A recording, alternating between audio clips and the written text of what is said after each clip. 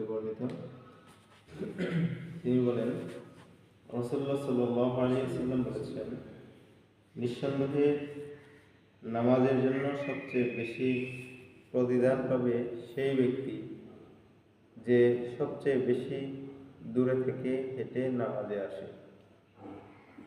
তারপর যে ব্যক্তি আরো বেশি দূর থেকে আসে সে আরো বেশি প্রতিদান পাবে।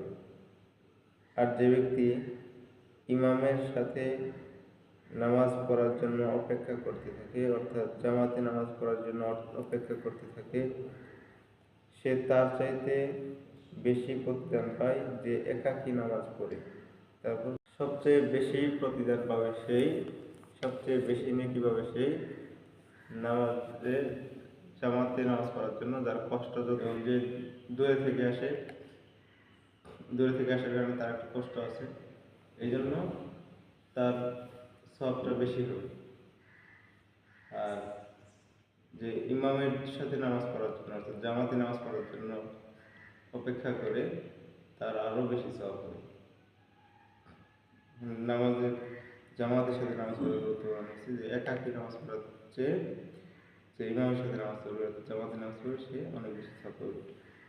কত হাদিসে এটা স্পষ্ট বলা আছে যে 25 গুণ সওয়াব পাবে, আর আরেকটা হাদিস আছে 27 গুণ বেশি সওয়াব পাবে। জামাতের সাথে নামাজ পড়তে।